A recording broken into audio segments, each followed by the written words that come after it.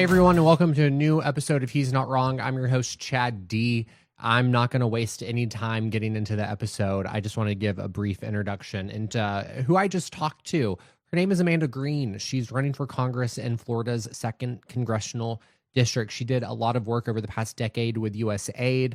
She is a new mother who benefited from an IUI procedure to get pregnant. She understands women's rights. She is a force to be reckoned with. This was one of my favorite episodes that I have ever done. She is simply amazing. She is an amazing communicator who can take these complex issues and break them down in a way that everyone is able to understand. She is so solutions focused. It's unreal. It's what people should want their representatives in Congress to be. So with that being said, I'm just going to go ahead and I'm giving you my episode with Amanda Green, congressional candidate for Florida's 2nd District. Enjoy. Amanda Green, welcome to the podcast. We are so grateful to have you on this weekend. You're running for Congress in Florida, and we're going to talk about your campaign here shortly. But you had a really interesting journey to getting to the campaign trail, and you did a lot of work with USAID. And I often say that we need politicians, we need candidates who have real life experience. We need candidates who understand what everyday working Americans are going through in order to be able to represent their voices in Congress and in the state legislature, whatever you're running for office for. We need real people running for those spots. But you bring a specific perspective that I find really interesting, and that's you are directly affected by Trump's DOGE cuts with the work that you were doing, and you often referred to your work with USAID as your life's work. So I just want you to speak to what your life's work was and why those cuts were so detrimental to our country. Well, first of all, I really appreciate you having me on today. This is an honor, and the campaign trail has definitely brought about a lot of cool opportunities, and this has been a highlight for me. So thank you for having me on.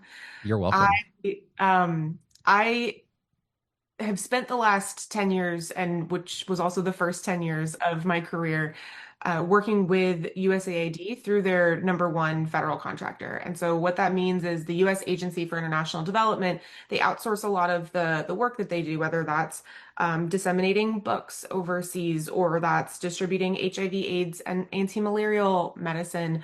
They contract that out through firms. And so I worked at their top implementing partner, which implemented about 30% of the work that they did. And they recruited me right out of graduate school. I went to Florida State and studied international affairs, emergency management, public administration, and economics, and was recruited right out of graduate school to go up to DC and work specifically in the Middle East and North Africa department and work on some education programs and in operations. And what I learned very quickly was that when the American people are kind and generous, we do a few things all at the same time. We have the capacity to ensure that a child receives a textbook in the language that is spoken at home and improve literacy outcomes. And we can ensure that, HIV/AIDS and anti-malarials and tuberculosis meds are all making their way, and vaccines are making their way around the globe and suppressing disease in the world's most vulnerable communities who otherwise wouldn't have access to that help. And that does a lot of good for the world. But what is, I think, paramount for folks to understand is that does a lot of good for Americans. It ensures a lot of goodwill and positive feelings towards the American people. It's an incredible counterterrorism, counter-extremism methodology. But also, disease that we suppress overseas is disease that doesn't make it to our borders. An economy that is stabilized because we don't have, a rise of radical extremism in that country. An economy that's stabilized becomes a future trade partner.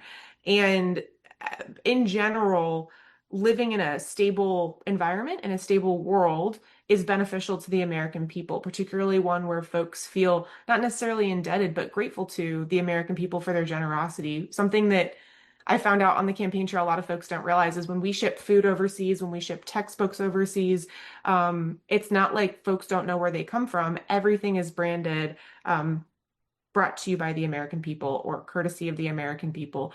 And I think getting to spend, the first 10 years of my career doing that, it was a true blessing, honestly, getting to do good for the world spending very, very little of the overall federal Yeah. budget, and the return on investment to the American people is incredible. I want to hit on one thing that you just said, and I'm going to nerd out for just a minute because I don't think it's something that a lot of people think about, and you hit on it so perfectly. And that's that the work that USAID does across the globe has anti-terrorism benefits for our national security. And it reminds me of, and this is where the nerding out comes in, but like the Catholic Church, the Vatican, they are one of the strongest intelligence partners for countries like America because they have parishes and churches and priests and volunteers in really remote areas of the world. And the only way that we can get that intelligence is through that network. We have yet to be able to even mirror the kind of network that the Vatican has in really remote areas. And our closest ability to come to, or our closest way of coming to that was through the work of the USAID and being on the ground in those places, talking to people, understanding when an uprising might occur, being able to educate people to quell an uprising, whatever it may be. Like, it's so important, the work that's being done, not only for health and literacy and education, but actually for our own security. That was vital information going to those areas, and it's just cut off now. And it literally has national security implications for the American people that not a lot of people are talking about.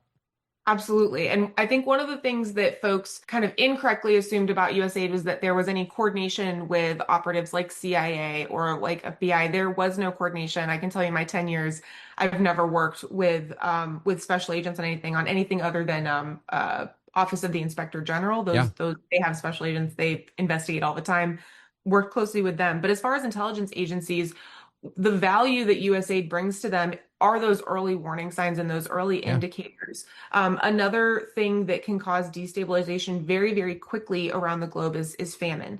And one of the ways that, whether it's intelligence agencies, the UN, whoever it is who's monitoring the situation, one of the ways that they can tell whether or not something like the dam is about to break, effectively, is through famine and early warning signs. And so one of the things that I'm most proud of in my career, one of the last things that I did, it would have been in 2024, was I led the budgeting process for the Famine Early Warning Signs Network, iteration number 8, which monitors the likelihood of famine and the rise of famine in the 42 most vulnerable countries across the globe. And then that data is fed back to the US government to ensure that we're intervening in famine, that we can reduce human suffering, and then from a more selfish perspective, that we can ensure no interruption of things like supply chain. And there was crazy cool technology involved in that. One of the indicators that we used required coordination with satellite imagery. And if you saw a cattle population dwindling and literally the width of the cows getting smaller, before folks go hungry, cattle goes hungry if there's a desertification process happening. And so there was really fascinating technology being used to Mm. monitor famine, intervene in famine, and for intelligence agencies, determine whether or not there was about to be some sort of fall or transfer of power. The other thing you're able to do with international development is touch the lives of young people and the next generation. Radical extremism often happens because of things that happen in someone's formative years. So if in a young person's formative years, they were better educated and they credit the American people, they have increased literacy and are able to identify and combat their own media and their own biases, we are less likely to see them fall into radical extremism. That soft power tool, one of many tools in the toolkit, but that tool in our diplomatic toolkit was very unceremoniously ripped away, and it will have repercussions and ripple effects for decades and generations to come.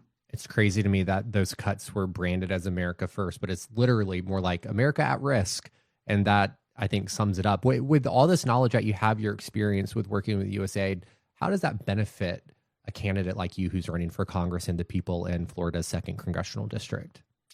So there's a couple ways, and one of them is not actually like the sexiest thing to talk about, but it's understanding regulations. So as an operations director working with one of USAID's implementing partners, one of my responsibilities was to ensure that our staff on the ground who are actually implementing and doing the majority of the technical work day in and day out understood the federal acquisitions regulations of the US and when they needed to be, following local labor law versus a US supply chain regulation to procure whether it was a vehicle or medicine, whatever they had to do. And so one of the things that I think we lack right now in Congress are people who have worked, not that what I was doing was a regular job, it felt awesome every day, but people who have worked jobs that actually are affected by the legislation passed, Hmm. which turns into regulation, which turns into how American taxpayers' money is spent. Yeah. And so when we have folks who don't understand how their legislation impacts regulation, what the result of that is oftentimes regulation that is conflicting and results in spending a lot of time on monies on lawyers and accountants and money wasted, frankly. And so it's not sexy to say, but I think as a legislator, I understand intimately the contracting environment Yeah. and where we are spending too much money on compliance. It's one of the things that I think I would find some common ground with Republican colleagues of overregulation in certain parts of the federal acquisitions regulations, which is this very large book that is one of the reasons overheads for government contractors is so high. I don't know the last time we had a congressperson who actually had that kind of technical background. And then the other way that it would help specifically my district, the number three driver for jobs and revenue in the district, which spans Panama City over to Madison, down to Taylor, up to the Georgia border, is agriculture. And one of the things that the USDA and USAID do and did was buy excess from farmers. And I think the last count I saw was that 23 Florida farmers are significantly impacted by the USAID cuts, with some of them going out of business. And so North Florida, hasn't had a congressperson from District 2 sit on the Ag Committee in a very long time. One of the things I'll be pushing for, uh, and I've seen firsthand the benefits of that partnership between USDA, USAID, and American farmers is pushing to be on the Ag Committee. So it's something else I'm hoping to bring home a benefit to my district. So when you were working at USAID, you were working to make sure that the money spent, that the work that was being done efficiently, effectively, cost effectively. Is that right? Yeah, as a contractor, it was 100% my responsibility as an operations director to ensure that we were not having anything fall into fraud, waste, and abuse categories, that everything was efficient, effective, and that the dollar was being stretched as far as possible. And that's why I talk about, for example, local staff doing the majority of implementing, flying Americans in and out of countries constantly or for long periods of time costs a lot of money. What's far more effective is participating in the local economy, training staff locally to do the work, and going in and out for audits to ensure that the processes that we've put in place to avoid fraud, waste, and abuse are being followed. And so that was actually what was most disturbing to me about Doge and everything that happened, to have a bunch of folks fly in basically and determine in DC without ever having gone to these projects or probably ever having even read the federal Yeah. acquisitions regulations, that there was widespread fraud, waste, and abuse when they probably couldn't define those three things, was disturbing and made the outright lie very obvious to anyone who has Yeah. ever done federal contracting. It's a special kind of deep irony that they branded all of that as cutting waste, fraud, and abuse, and yet in their cut, they cut the person stopping waste, fraud, and abuse from being Yeah. implemented in the agency. Well, and for me specifically, I was at one of the contractors, and I was one of the 20% of jobs saved, but diverted to working and helping that firm work with other governments in other countries who want to do this work. Just because the US government doesn't want to serve the world's most vulnerable doesn't mean others don't want the intrinsic benefit that comes from that kind of work. So I was actually in the process of starting a different job where I would help that firm do this work uh, with Australia.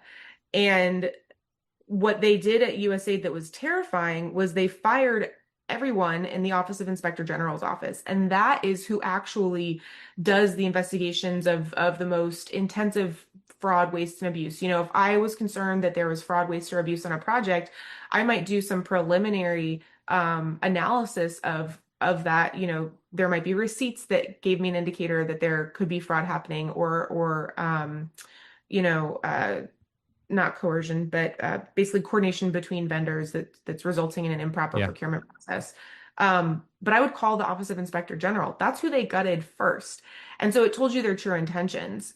If you're going to fire the guys that actually investigate the crimes when we think that they're happening, you're not interested in sussing out if anything illegal has happened. This is a Yeah. hit job, and it's a hit job against arguably um, the kindest thing that American taxpayers pay for as participants in a global society, whether we like it or not.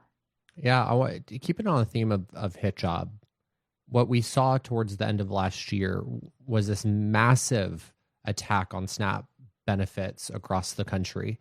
And one thing I found interesting is in your congressional district, almost a quarter of your constituents are on SNAP benefits.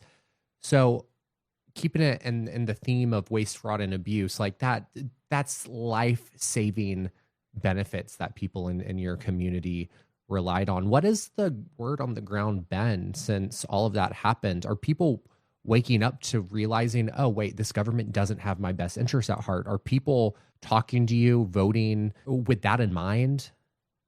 Yeah, so one of the things that was hard on the campaign trail is early on, summer of last year when I first filed, I was hearing from folks that they were already nervous and frustrated, and I was trying to communicate to as many Democrats and folks, national Yeah. Democrats as well, that this was a district that was in need of a lot of help and was potentially flippable because of how severe the flow down consequences of the poor behavior of the federal government had been, and that we should pay attention because this district was going to feel repercussions of a government shutdown far more than many of the other Yeah. districts. We're one of the poorest districts in Florida, and in my district 10 years ago, 1 in 4 families were food insecure. Now it's or 1 in 5 families was food insecure. Now it's 1 in 4, and what we saw when that government shutdown started in October, I believe, was a very immediate localized response to attempt to bridge that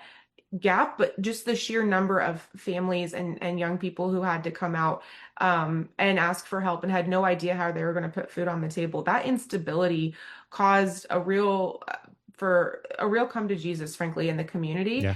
And what we're seeing now this year, as folks are starting to poll in North Florida, is a validation of the feeling that folks interviewing folks last year had already, which is people are ready for change. And this district is correctly attributing fault to the current administration and to a Congress who won't hold them accountable and won't work for the American people. And it's been it's devastating to have the kind of inhumane treatment of folks in my district in District 2 be the turning point for them Yeah. to kind of decide, okay, this administration isn't fighting for me, this Congress isn't fighting for me. But it's also been validating to say, like, no, what I'm hearing from people every day is going to result in a change at the polls. And so this midterm and this election matters a great deal if we want to get folks into Congress who are actually going to work for the American people, and get someone into Congress from my district who's loyal to North Florida, and doesn't capitulate because the head of their party or the president has told them to vote counter to what benefits their Yeah. constituents. What one of our good friends on the podcast, Gabe Alamont, she made strides in her district over in Florida's first congressional district. Very, very deeply red. She, I believe, flipped one county. She closed the gap in a lot of ways. So whoever Yeah. runs again, they get a benefit from all the work that she laid the foundation for. And so I was just wondering, based on her race and how close that was, what's the magic number for you to be able to pull this off? Is it 8 points? Is it 13 points? What's the flippable percentage that we need to get to? So it's a +8 district based Okay. on voter. registration, it it it was a little bit further as far as actual turnout and outcome during the last election. And that's, I think, for a few reasons. One, we had a demoralized Democrat um, population that didn't come out the way that we would hope that they do in this midterm, particularly when so much is more clearly on the line. And we had a galvanized conservative base and independents and NPAs, non-party affiliated voters who were pushing to the right for economic reasons. Well, over the last year, we have seen how poorly this administration and this Congress have righted the economy. And so that same kind of push to the right that was a little bit unexpected as far as how far it went, we'll see it to the left. So I Yeah. had mapped out how, compared to even voter registration, we could move 9 points and see a 1 point win and a path to victory when I was convincing my husband and my family that there was a logic and a rationale to doing this. I wouldn't put my family through this if I didn't see that carved out path to victory and which counties would help us close the gap. But with the special elections that we're seeing and with the margins that Democrats are seeing, we're seeing 16 to 22 points on average. Yes. There's some crazy 36, 72. I'm kind of trying to ignore those, but we're seeing on average 16 to 22 points to the left. And so really this district has to do half as well as the rest of the nation in order to flip this seat Yeah. from red to blue. And the reality from what I'm hearing from folks every day, and I don't just talk to Democrats, right? That's not a good strategy. I spend a lot of time in conservative hotbeds in North Florida. They're fed up too. And at this point, they don't care if it's a D or an R. They want someone that is sincere and who genuinely loves North Florida and America, who's a proud patriot, and will fight for them tooth and nail. And it's refreshing. And I know for a lot of folks, Democrats say, how have you not come to this conclusion sooner? Like, let's just take the win, guys, and actually get something done. Yeah. Listen, I never thought there'd be a day where an 8, 9, 10 point plus on an R would mean, oh, that means flippable. And I was Yeah. worried at the end of last year with all the special elections. I was worried that Democrats wouldn't be able to carry that momentum for a full year. I talked to Aaron Parnas about it. I talked to several other influencers with large followings in the Democratic space who also voiced concern that this momentum might not carry over to November 2026. But I think what we're seeing, even in the most recent special elections, I believe in Oklahoma, there was just some in Texas a few weeks ago, that momentum is still strong on the Democratic side. And so when you say +8, that is simply amazing that that's within play and it's within reach. I think I got the 13 points. I think I think the gap between Trump and Kamala Harris was Yeah. 13 points in 2024. So the fact that that's been now close to 8 points, that's simply amazing. Yeah. No, it's a lot of excitement, and it's been fascinating to me as well the number of Republicans who have reached out to try to help. Yeah. I've got a number of Republican donors and folks who are offering to put on fundraisers and tell their friends. And what I'm seeing is actually it's the constitutional violations that have moved a lot of folks further left. And then it's also the complete failure to actually make things more affordable. Tariffs are a huge topic in North Yeah. Florida. And what it costs to feed your family, what it costs to uh, build a home, buy clothes, it's become untenable. And particularly for my generation, it's untenable.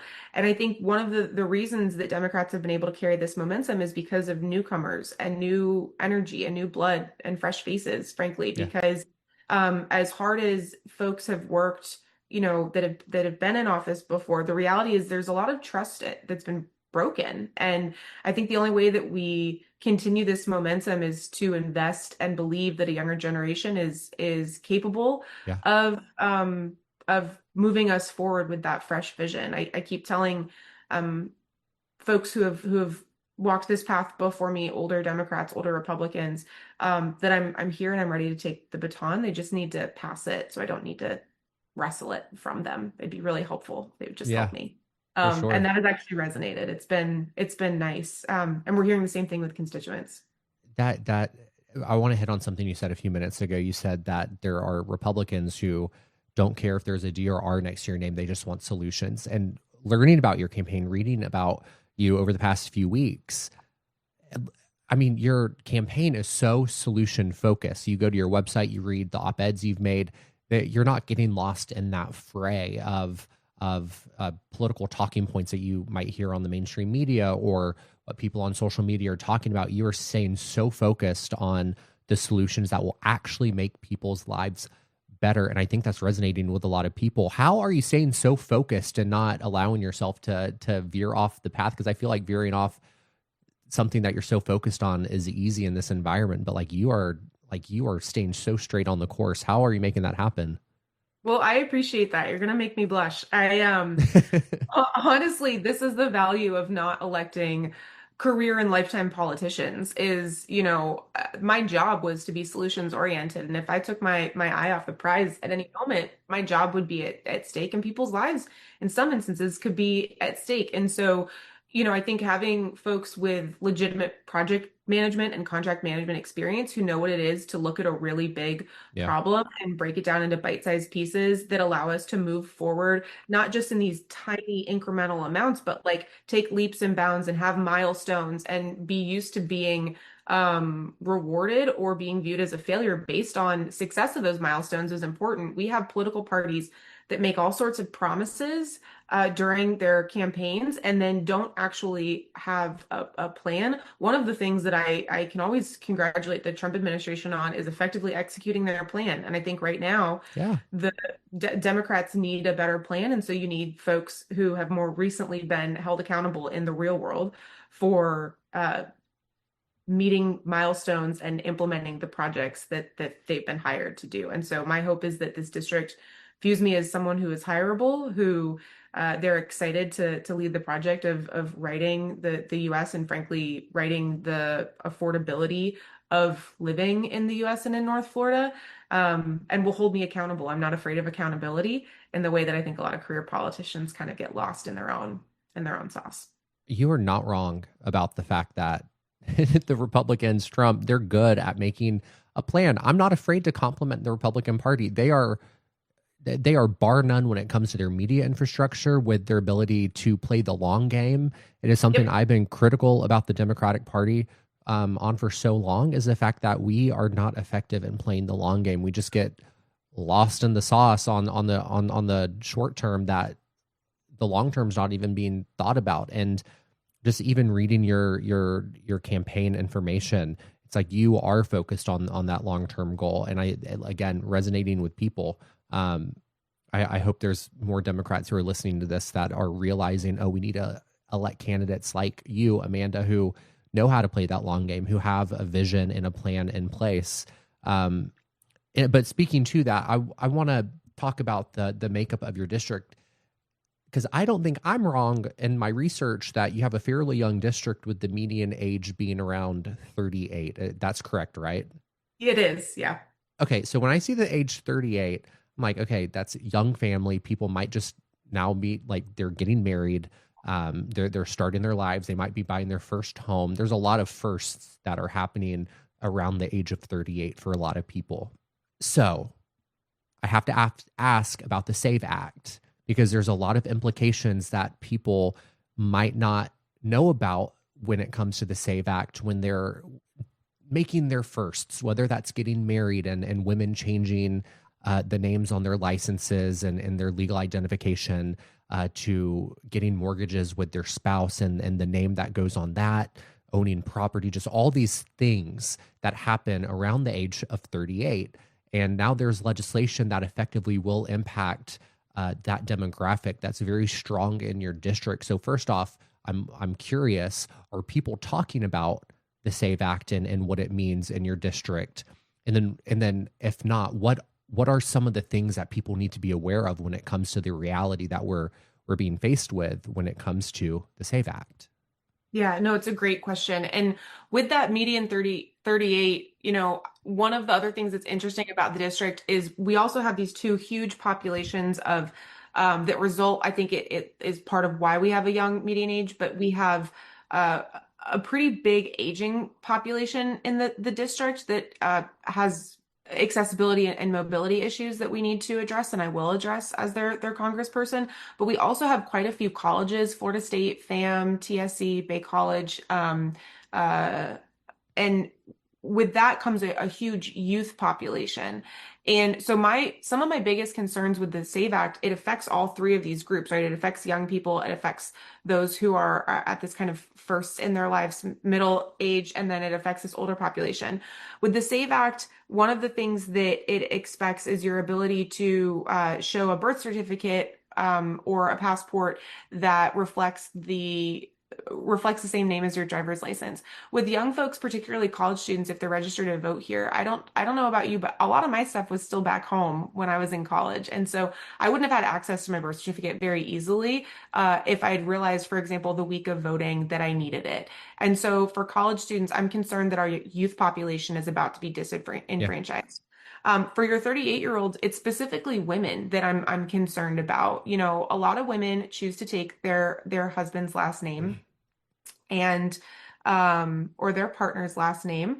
And when you do that with the SAVE Act, the way it's currently written, it is going to result in you having to track and map your names. And I always think of my mom when I see things like this. My mom got married when I was a kid, and obviously, or rather before I was born, and Yep. the first time, married my dad. And at first she hyphenated her maiden name and her last name with my dad's name. And then when I was born, she changed it fully to his last name so that we'd all have the same last name. And then when they got divorced, she changed it back. And then when she married my bonus dad, who is an incredible person, and he and my dad are good friends, and they all co-parented beautifully, but she changed her name again.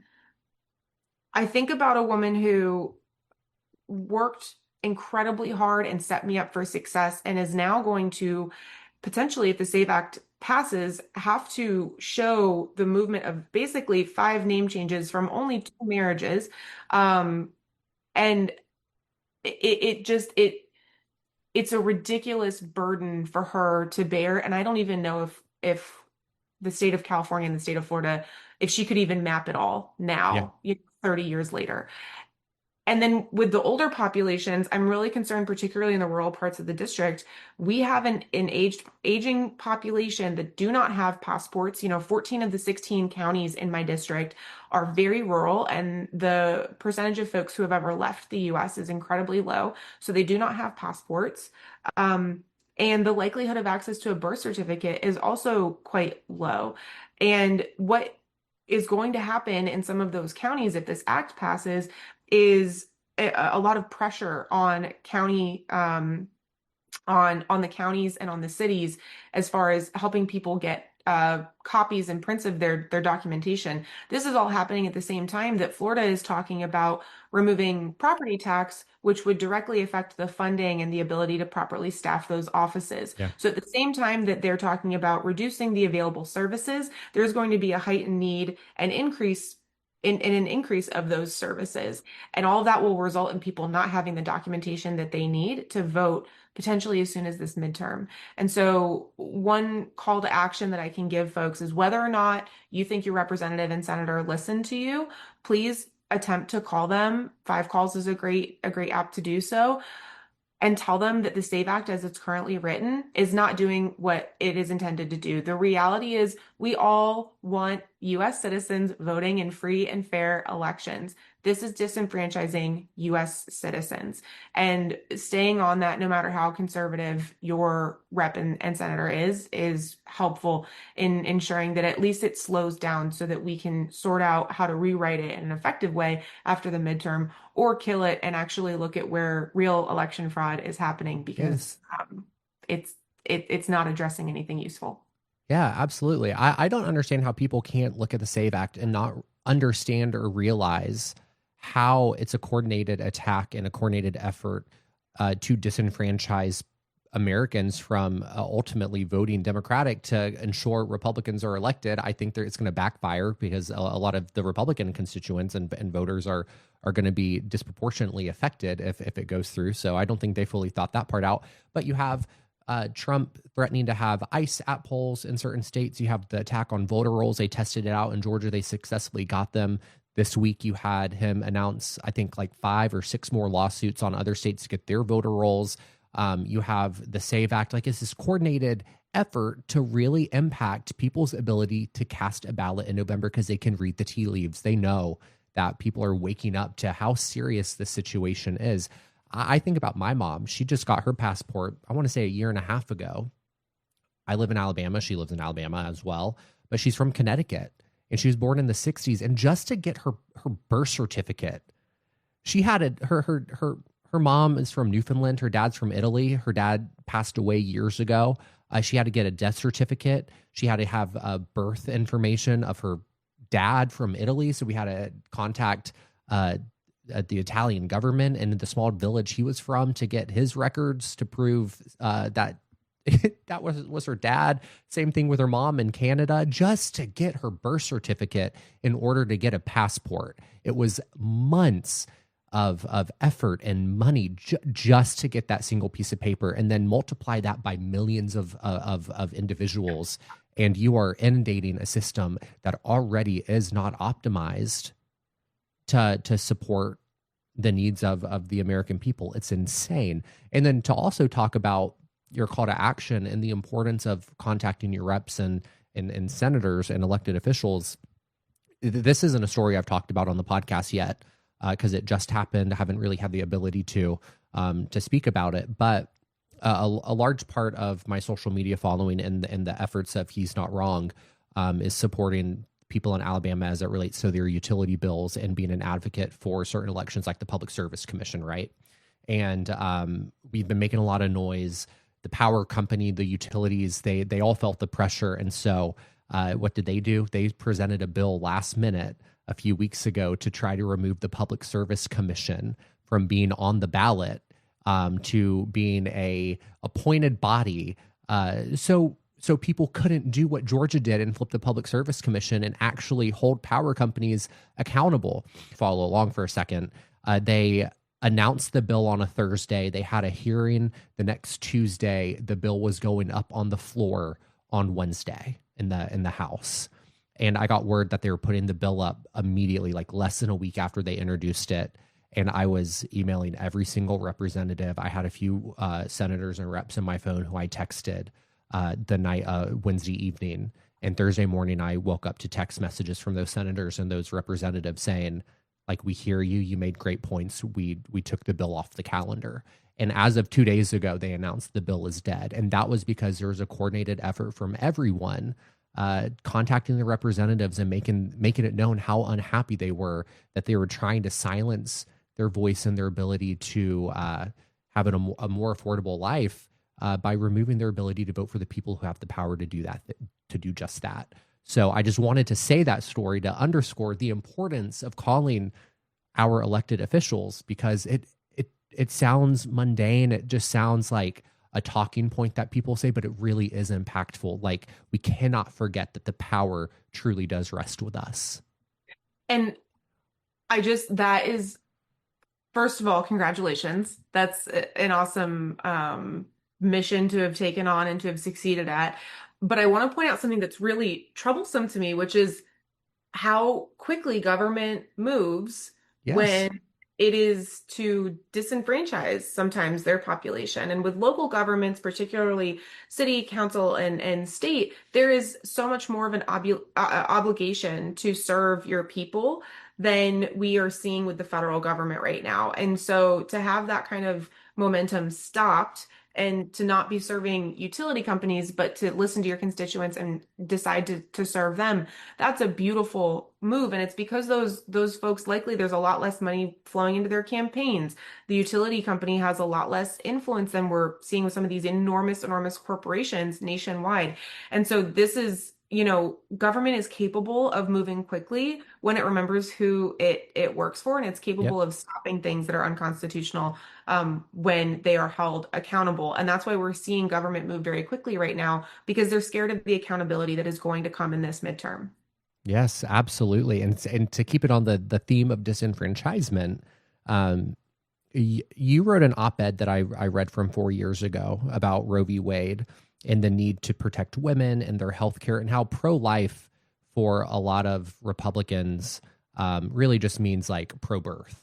There's a whole missing piece to what it means to be pro-life, and that means supporting individuals even after birth, supporting mothers with the right to choose to keep their life safe and healthy throughout their pregnancy. So you have a child who came into this world because you had access to healthcare through your IUI procedure, and the laws that have been passed and the attacks that have happened in the past 4 years since you wrote that op-ed about Roe v. Wade.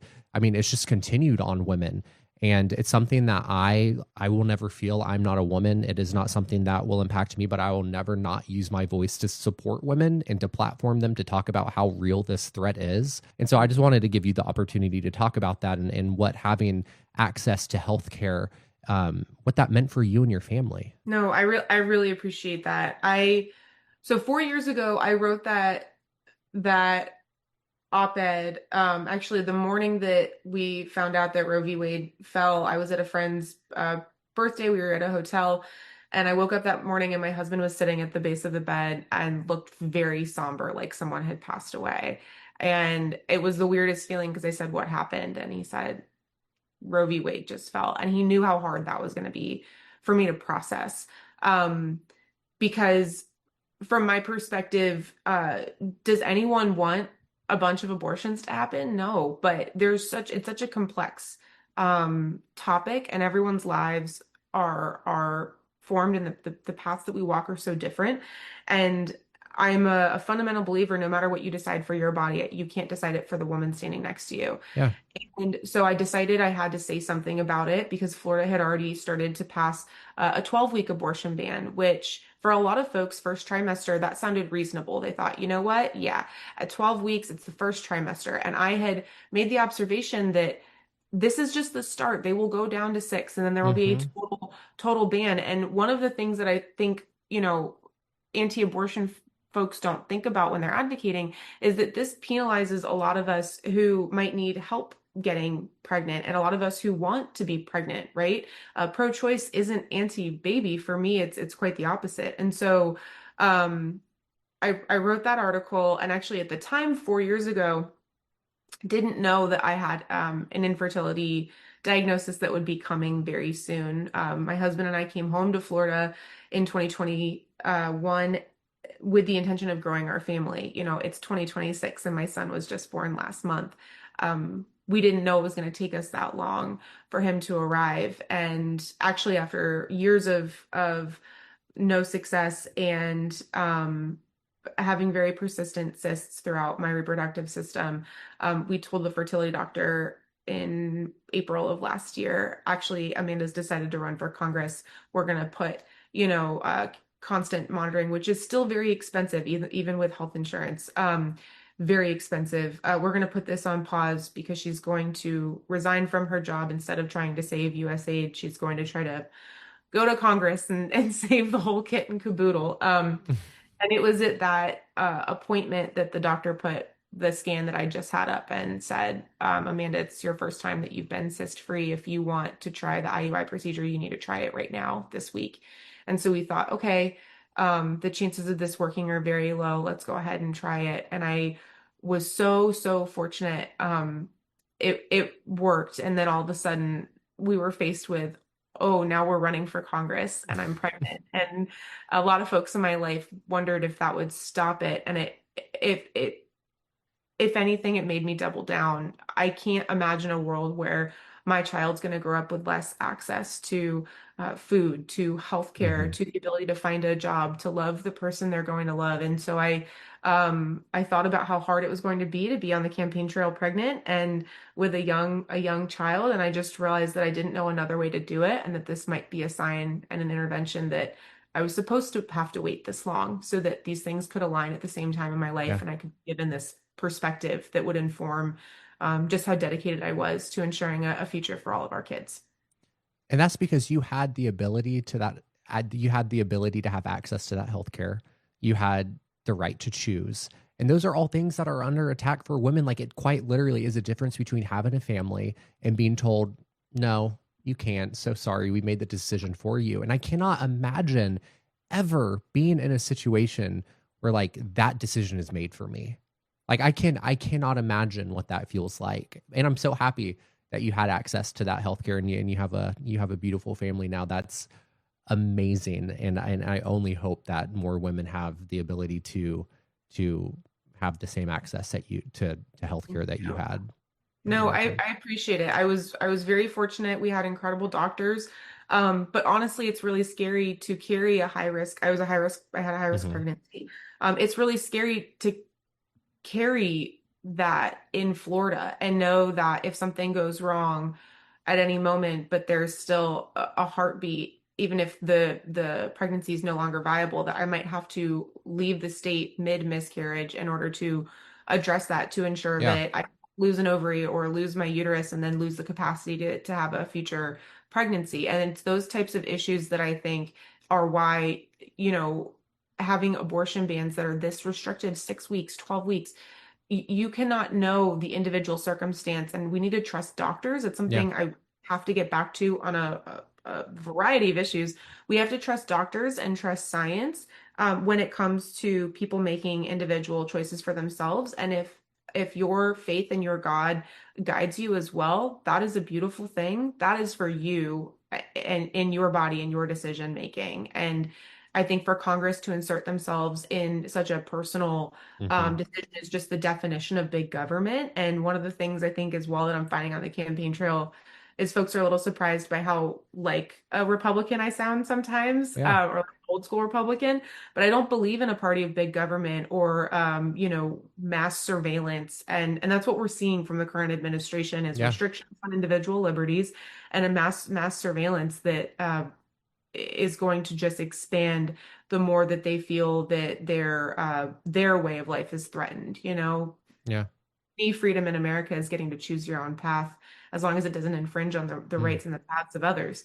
And I just don't, yeah, I don't understand the direction they're trying to go in. I think there's a lot of old school Republicans that are probably rolling over in their graves.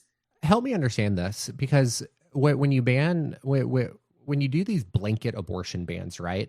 Like the Republican Party has done a phenomenal job at branding abortion as it's just like this baby killing term, but in reality, it's the procedure. And so, if you have an ectopic pregnancy, I think I pronounced that correctly. If you have a life threatening issue with the pregnancy, it's the act of an abortion that saves the mother's life, correct? Yes. Okay. And then these abortion bans, like in Alabama, I think they were even proposing down to 6 weeks. Some women might not even know that they're pregnant at 6 weeks. We had that in Florida is 6 weeks now. It's not 12 weeks anymore. It went down to 6 weeks. I had that written in the original version of the op-ed and the newspaper cut it because they said it was uh, me guessing about what would happen next. And I regret not pushing back really hard Yeah. because I was shot calling. No, they're going to go from 12 weeks to 6 weeks. And so right now in Florida, it is 6 weeks. And the reality is, unless you're going through a process with a fertility doctor, you probably won't find out that you're pregnant until right around 6 weeks. And that's part of for them, the advantage to that time frame. It sounds reasonable to anyone, but the reality is, that is not enough time to find out you're pregnant and to know whether or not the fetus is viable. Yeah. What is disturbing is there's all sorts of reasons for non-viability that go beyond a heartbeat. And so when they write these laws, the over emphasis on heartbeat instead of viability of the fetus. The reason they do heartbeat is because it's black and white, right? It makes it a lot easier to interpret. But the reality is that viability of a fetus goes far beyond whether or not there's a heartbeat. There's all sorts of issues that can arise or disorders that the mother could be experiencing that would require an abortion in order to prioritize her health and safety.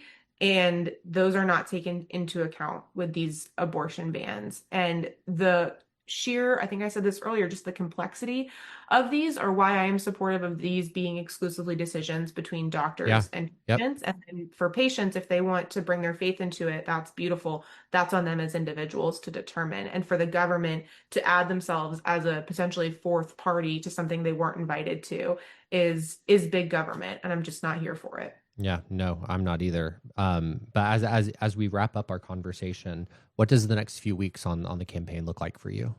Yeah, so the next few weeks are a little bit crazy. Right now, we are potentially looking at a special election. Sadly, our current representative, though I've been campaigning a hard campaign against him, we're no longer posting any cheeky attack videos against him. He's not doing well medically, and so there's a chance that we enter into a special election if he decides to step down. Um, and with a special election comes a lot of attention. And so over the next few weeks, I'm going to be on as many opportunities like this as folks will have me at.